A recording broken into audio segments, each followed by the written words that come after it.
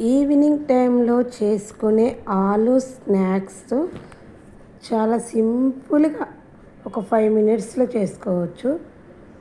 అది ఎలా చేస్తామో వీడియో చూద్దాము. దీనికి కావాల్సింది ఆలు అనేది తొక్క చేసుకొని మనం చిప్స్ అనేది ఏ విధంగా కట్ చేస్తామో అదే విధంగా ఆలు మొత్తం కట్ చేసుకోవాలి.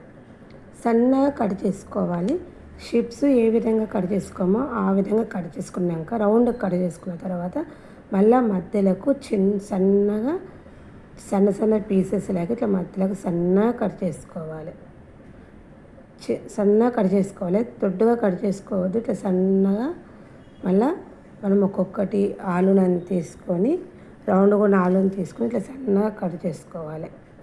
ఇలా కట్ చేసుకున్న ఆలును ఒక ప్లేట్లోకి తీసుకోవాలి. ఇట్లా మనం ఆలు అనేది సన్నగా కట్ చేసుకుంటేనే స్నాక్స్ అనేది చాలా బాగా వస్తుంది.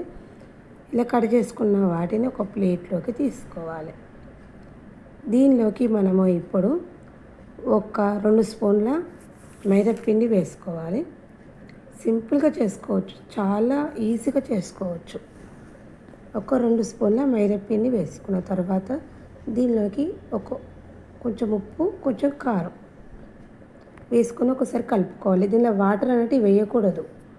ఒకసారి మొత్తం ఆలుకు పట్టేటట్టు పొడిపిండి ఆలుకు పట్టేటట్టు ఇట్లా కలుపుకోవాలి. డీప్ ఫ్రైకి సరిపడా ఆయిల్ అనేది పెట్టుకోవాలి. ఇలా కలుపుకొని ఒక 5 మినిట్స్ పక్కకు పెట్టుకోవాలి. ఎందుకంటే ఆలుకు అనేది మంచిగా పిండి అనేది బాగా పడుతుంది. మనకి స్నాక్స్ అనేది కరకరలాడుతూ చాలా బాగా వస్తుంది. ఇలా కలుపుకొని ఒక 5 to 10 మినిట్స్ పక్కకు పెట్టుకోవాలి. 5 to 10 మినిట్స్ తర్వాత మనకు ఆలుకు అనేది మొత్తం పిండి అనేది మంచిగా పడుతుంది. ఈ విధంగా తయారవుతుంది. తర్వాత డీప్ ఫ్రై సరిపడా ఆయిల్ పెట్టాం కదా, ఆయిల్లోకి మనం పకోడీ ఏ విధంగా వేస్తామో విడివిడిగా అదే విధంగా కొంచెం చేతిలోకి తీసుకొని ఆయిల్లోకి వేసుకోవాలి.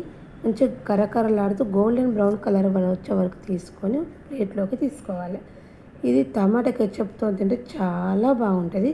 ఈవినింగ్ టైంలో ఈ స్నాక్స్ చేసుకొని తింటే చాలా బాగుంటుంది. ఓకేనా, బాయ్ ఫ్రెండ్స్.